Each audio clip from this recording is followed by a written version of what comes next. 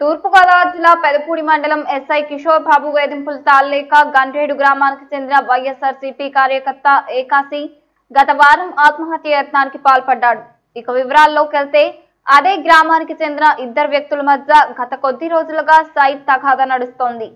ఈ తగాదా కోర్టులో ఉన్నప్పటికీ స్థానిక ఎస్ఐ సెటిల్మెంట్ కు ప్రయత్నిస్తున్నారని, అలాగే ఏకాసి వైఎస్ఆర్ కార్యకర్త కాబట్టి ఈ గొడవలో తరచూ స్టేషన్ కు రప్పిస్తున్నారని, అలాగే గత శనివారం వేకుజామున స్టేషన్ కు తీసుకొచ్చి తీవ్రంగా లాఠీ జల్పించినట్లు ఏకాసి చెప్తున్నారు. ఈ విషయంపై కలత చెందిన ఏకాసి పోలీస్ స్టేషన్ ఆవరణలో ఆత్మహత్య యత్నానికి ప్రయత్నించారు.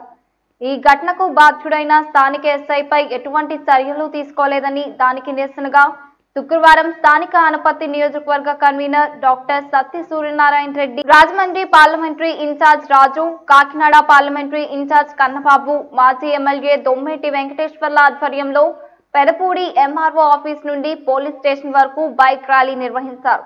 అనంతరం పోలీస్ స్టేషన్ వద్ద ధర్నా నిర్వహించారు. ఈ ధర్నాలో అత్యధిక సంఖ్యలో నియోజకవర్గ ప్రజలు పాల్గొన్నారు. అనంతరం సూర్యనారాయణ రెడ్డి మాట్లాడుతూ ఎస్ఐ కిషోర్ బాబు తెలుగుదేశం పార్టీకి తొత్తుగా వ్యవహరిస్తున్నారని, అలాగే వైఎస్ఆర్ కాంగ్రెస్ నాయకులకు తీవ్ర మనోవేదనకు గురి చేస్తున్నారని ఆవేదన వ్యక్తం చేశారు.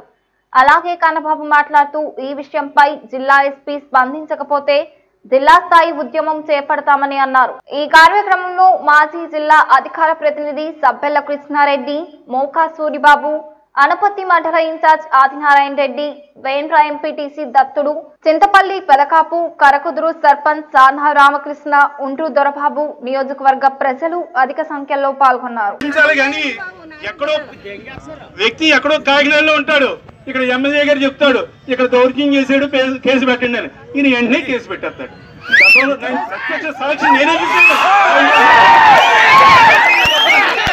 గురించే ఆయన నజరానాగా అనపర్తిలో టైం అయిపోయినా కావాలని గండ్రేడులో యాక్టివ్ గా మన వైఎస్ఆర్ కాంగ్రెస్ పార్టీ తరఫున ముఖ్య నాయకుడు, అటువంటి నాయకుడిని వాళ్ళ సరిహద్దు గొడవలు ఉన్నాయి.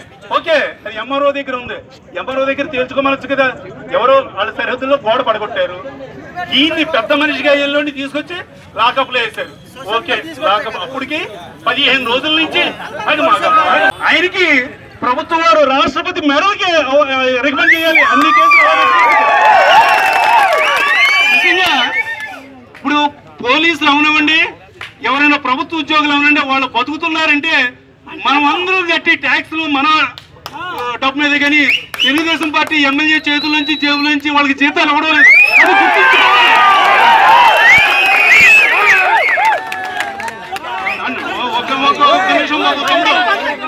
ఏదో మానభంగం చేసిన వాడిని, దొంగతనం చేసిన వాడిని, హత్య చేసిన వాడిని మాత్రం పోలీసులు పట్టించుకోరు.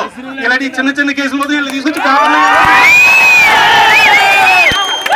పోలీసులు నిజంగా మీరు చెయ్యాలంటే మీకు చిత్తశుద్ధి ఉంటే సమాజంలో బోల్డ్ మంది దొంగతనాలు, రౌడీలు, లంచగోడితనాలు చేసేవాళ్ళు, తర్వాత హత్యలు చేసేవాళ్ళు బోల్డ్ మంది ఉన్నారు. మీ తెలివితేటలు, మీ చాకచక్యం వాళ్ళ మీద ప్రయోగించండి. అంతే మా